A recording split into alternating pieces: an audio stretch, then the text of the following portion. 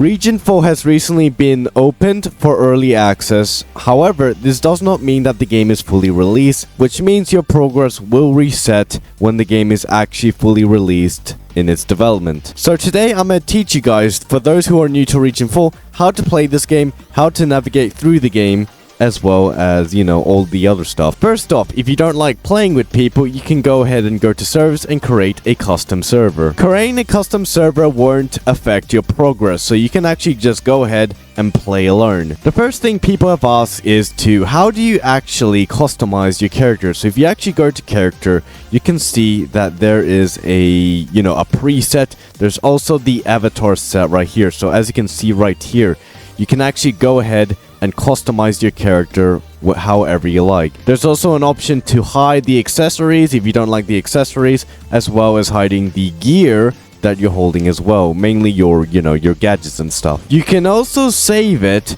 to a loadout. Now, what does that mean exactly? This means your character outfit will be saved to one of these loadouts. For example, let's say I have a medic loadout. So I'll go ahead and go to character, and let's say I want to remove the goggles. So I'm gonna go ahead and remove the goggles. Let me see if I can find it. Is it this one? Oh wait, it's my gadget, my bad. So if I actually just go ahead and equip a helmet and then save to the loadout, that's gonna be saved to my, my melee loadout. So if I actually switch back to the medic and then go back to the melee, that's gonna keep the accessory for that outfit. So if you're curious what the save to loadout means, it means to your weapon loadout. So I'm gonna go ahead and let's remove the bike helmet, save to loadout, go back, customize. Yeah, that it's gonna specifically save the outfit for the loadout you create. Loadouts in this game can actually be pretty handy as well, because you can set up specific skills, utility skills, and weapons for the specific class. So if you want to set up a loadout specifically for the story campaign, you can set up a loadout for that, and you can also set up a loadout specifically for survival as well. So mix and match, see what fits, and try to create as much loadouts as you can, like I have here for different scenarios. Okay, let's talk about gun attachments. So if you actually go here, you can actually go ahead and buy any type of weapon here, ranging from melee, sidearm, machine guns, and all type of stuff. But did you know that the gun models are actually based off other guns as well? So if we actually go to the SMH, you can see that the M4 actually becomes an SMG right here. So as you can see right there.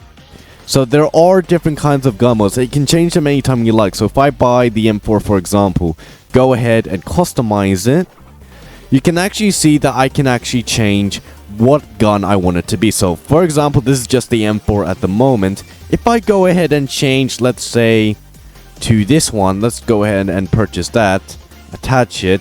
This is going to become a different gun. So if I actually check it out here, it's still the M4. I'm pretty sure we can go ahead and change the name. You can also change the gun's burst to full auto. So you can actually change the firing. You can change the stock to however you like. I'm just going to mess around a bit to see what it does. Oh yeah, this is where it changes the gun. So as you can see right here, I'm using the quad stacked.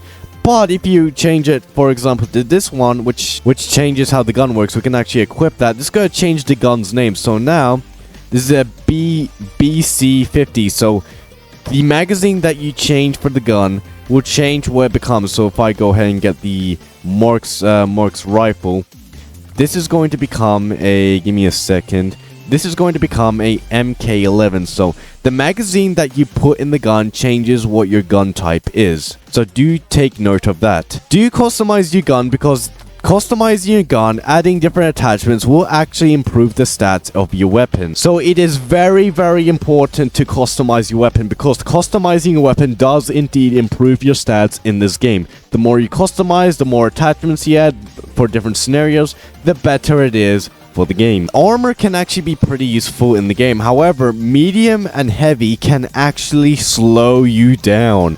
So it is very important to choose what weapons and loadout you want to use, because if you're using the heavy ones, you're going to slow down a lot, and if you're using the wrong weapons, you may end up dying. So if you're just using standard gameplay, then I would recommend the light vest as well as equipping the ballistic vest, because this can actually improve your time in the long term, because this can increase your survival chances, and the ballistic helmet does not decrease your stats.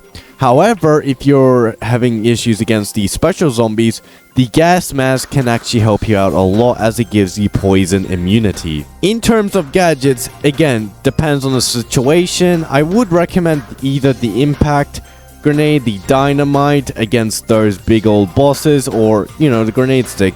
Or if you're a support, then healing canister can be pretty useful too. Again, gadgets depending on your loadout. I would just equip the ammo box for standard stuff, or if you want, you can equip the medical box. Armor, it just depends if you're playing survival or not.